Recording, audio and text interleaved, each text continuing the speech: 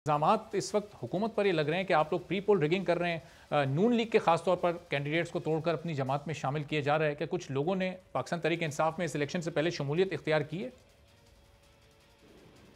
जी, मैं दो इसके जवाब मुख्तलिफ तरीके से दूंगा और सिर्फ दो बातें करूंगा इसके बारे में। पहली बात तो ये है कि हमने देखा है कि अपनी तारीख में देखा है कि जब भी कोई हारने लगता है और पता होता है कि हम हारने लगे हैं कोई जमात पाकिस्तान में इलेक्शन में, तो वो फिर पहले ही एक तरह का स्टोरी बना लेती है, एक तरह की बैकग्राउंड बना लेती है, ताकि जब वो हार जाएं तो ये कह सकेंगे हमने पहले ही कहा था कि धांधली होगी और हम इसीलिए हारे हैं। तो अपनी शिकस्त जो उनको नजर आ रही है, जो डिफीट, उसको एक तरह से जस्टिफाई करते हैं ये पहले से ही बातें करके। नंबर एक। नंबर दो बात मैं ये कहना चाहता था कि अगर प्री पोल रिगिंग या पोलिंग के दरमियान रिगिंग की बातें करनी है और वाकई ही ये खदशा है और हर बार ये होता है, जिसकी वजह से इलेक्शंस की जो रिजल्ट्स हैं लोग भी उसको कंफ्यूजन में पड़ जाते हैं और अल्टीमेटली जमहूरियत को नुकसान पहुंचता है। इस चीज़ को ख़त्म करने के लिए हुकूमत जो है बार बार कह रही है कि आप इलेक्शन रिफॉर्म करें बैठ के हमारे साथ। इसी चीज़ को, ताकि फ्यूचर में ये मुस्तकबिल में ये इल्ज़ामात ना लगें, आपको मसलन ये जो ईवीएम मशीनें हैं, जो इलेक्ट्रॉनिक वोटिंग का सिस्टम है, वो लाने की कोशिश की जा रही है। तो अगर वाकई ही ऑपोजिशन इतनी संजीदा है, अगर वो वाकई ही चाहते हैं कि किसी किस्म की रिगिंग ना हो और किसी तरफ से आवाज़ ना उठे रिगिंग की, तो फिर वो क्यों नहीं बैठते और बैठ के क्यों नहीं एक सोल्यूशन देते, जो कि ओपन एक तरह से ऑफर दिया गया है हुकूमत की तरफ से कि आप बैठ के आप जो मर्जी सजेशन दें। अगर वो सजेशन रिगिंग को ख़त्म करने के लिए पायदार होगी, अगर वो बेहतर होगी, तो हम उसको ज़रूर मानेंगे। तो ये मैं दो बातें कहना चाहता हूँ सिर्फ। जब मैं ये सुनता हूँ किसी तरफ से भी आवाज़ लेकिन अली जफर साहब, ये इलेक्ट्रॉनिक वोटिंग मशीन के निज़ाम पर फिर वो ज़ाहिर है बुनियादी एतराज़ अपोजिशन जमातों का ये है कि उसके इस्तेमाल को आप यकीनी बनाएंगे कैसे? जो गांव हैं, जो देहात हैं, वहाँ के लोगों को आप इसका इस्तेमाल कैसे सिखाएंगे? वहाँ तो लोग ज़ाहिर है इस तरह की मशीन को, वहाँ स्मार्टफोन्स इतने आम नहीं है अभी, वहाँ टेक्नोलॉजी अभी उस तरह से नहीं पहुँची, लोग कैसे इसको इस्तेमाल कर सकेंगे, अपना वोट डाल सकेंगे? जी देखिए, ये अगर वाकई ही एतराज़ है तो कोई दूसरी सजेशन दे दें कि किस तरह इसको हम इम्प्रूव करके, किस तरह इसको आसान बनाया जा सकता है कि हर कोई इस्तेमाल कर सके। अव्वल तो ये मुश्किल नहीं है और हम, मेरा ख्याल है, अंडर एस्टिमेट करते हैं अपने देहात के लोगों को कि उनको इस्तेमाल करना नहीं आएगा। लेकिन उसको अगर आसान बनाने का कोई तरीका है तो वो आप बना लें, आप प्रैक्टिस ग्राउंड्स करा लें, आप कोई जगह जगह जाके उनको एक्सप्लेन कर दें। ये तरीक़ेकार, तो अगर आपने ऑब्जेक्टिव, आपका मकसद आपका ये है कि आप रिगिंग के बिल्कुल ख़त्म करें और लोग एक दूसरे के खिलाफ ना बात कर सकें जिस तरह हो रही है, तो फिर उसकी सॉल्यूशन तो ज़रूर मिल सकती है।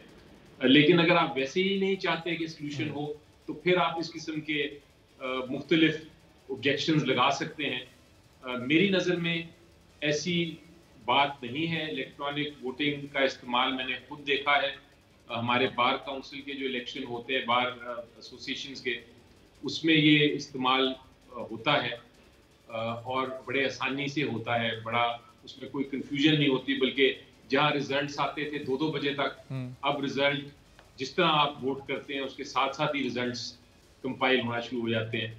और एक और बात मैं आपको बताता चलूं कि अगर किसी को ये खदशा है कि इलेक्ट्रॉनिक वोटिंग सिस्टम में कोई खराबी की जा सकेगी, तो फिर वो खदशा भी दुरुस्त नहीं, क्योंकि इसके साथ साथ पेपर ट्रेल भी होगी।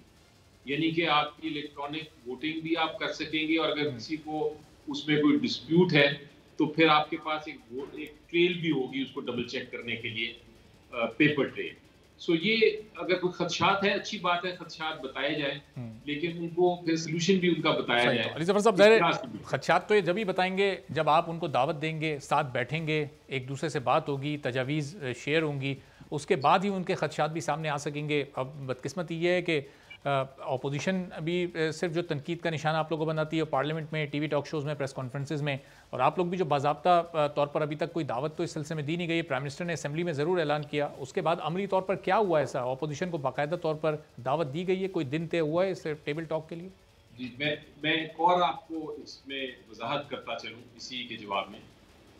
जब ये नेशनल असेंबली में पास हो गया बिल, और यकीनी तौर पे काफ़ी तेज़ी से हुआ, और ये भी इसमें इलेक्शन कमीशन ऑफ पाकिस्तान ने भी उसमें ऑब्जेक्शंस लगाए, और मेरी नज़र में कुछ जायज़ ऑब्जेक्शंस भी हैं, क्योंकि काफ़ी सारी शिकें हैं जो इस बिल में शायद तब्दील करनी पड़े, क्योंकि वैसे सब एक जुमला के इतनी तेज़ी से हुआ कि आपने अपनी वजारत कानून से भी आप लोगों ने उस वक्त उनको भी ऑन बोर्ड नहीं लिया, उनसे भी कोई मुशावरत नहीं की गई जो अब आप लोग करने जा रहे हैं। ये मुझे नहीं पता कि उनसे मुशावरत की है कि नहीं, लेकिन बहरहाल इसमें शिकें ज़रूर ऐसी हैं जो कि काफ़ी आइन के शायद खिलाफ भी, और उनको हटाना पड़े। लेकिन अब ये मामला आ गया है सेनेट में, और सेनेट में ये मामला चला गया है एक कमेटी को, पार्लियामेंट्री कमेटी, जो कि शायद एक्सपेंड करके अब उसमें लॉ एंड जस्टिस कमेटी को भी शामिल कर दिया जाए, और ये फिर अगर ये कंबाइन हो गई, और इवन पार्लियामेंट्री कमेटी में हर जमात की बहुत अच्छे रिप्रेजेंटेटिव्स हैं जो बैठ के इस सारे मामले को हल कर सकते हैं। तो ये जो प्लेटफॉर्म मिला है सेनेट का इस वक्त इलेक्शन रिफॉर्म करने का, ये मेरा ख्याल है पाकिस्तान में एक यूनिक अपॉर्चुनिटी है, और इसका हमें भरपूर इसका फायदा उठाना चाहिए इस सिचुएशन का।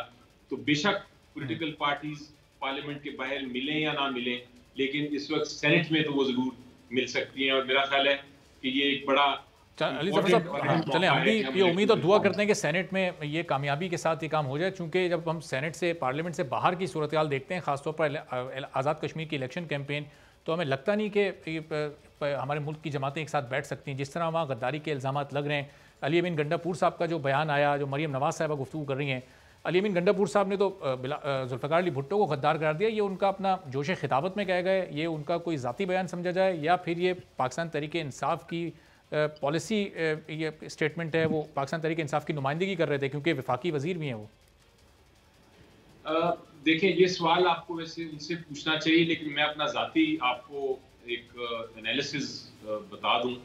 वो ये है कि जब आप कई बार एक बहुत बड़े जलसे को खिताब कर रहे होते हैं, तो जिस तरह आपने खुद फरमाया कि एक जोश होता है, एक बलबला होता है, उसमें आप कोई ऐसी चीज़ें भी कह जाते हैं जो बाद में शायद आप सोचते हैं कि नहीं कहना चाहिए था। तो हो सकता है ये उसी एक वेव में बात कर दी हो, वरना वैसे भी कभी आपने नहीं देखा कि एक पीटीआई के ऑफिशियल प्लेटफॉर्म से इस किस्म की कोई। लेकिन बैरिस्टर साहब, ये एक बार हो तो समझ आता है कि जोश खिताबत में ज़बान फिसल गई। अली अमीन गंडापुर साहब गिलगित बल्तिस्तान इलेक्शन में भी इस तरह के बयान देते रहे, मरीम नवाज़ के चेहरे से मुतालिक वो कमेंट्स पास करते रहे, जो ज़ाहिर है किसी की ज़ातियात से मुतालिक बात करना इंतहाई काबिल मजम्मत अमल है, लेकिन वो माजी में भी इस तरह की चीज़ें करते रहे, और कभी इंटरनल कोई एक्शन नहीं होता उनके खिलाफ। कभी नहीं पता चलता कि उनके इस बयान पर प्राइम मिनिस्टर ने उनकी सरजनिश की या पार्टी ने ये एक्शन लिया उनके खिलाफ। तो इस तरह का एक इंटरनल जो आप लोग का एहतसाब का अमल है, वो क्यों इतना नाक़िस है? देखिए, जो जहाँ तक आपका ये बात का ताल्लुक है, मैंने बहुत सारी स्पीचेस सुनी हैं, हर तरफ से सुनी हैं, चाहे वो पीपल्स पार्टी की हों, चाहे PMLN की हों, चाहे कुछ PTI की लीडरान की हों। तो ये एक हमारा पॉलिटिकल क्लाइमेट बन गया है। सब्सक्राइब करें और बेल दबाएं ताकि कोई खबर रह न जाए।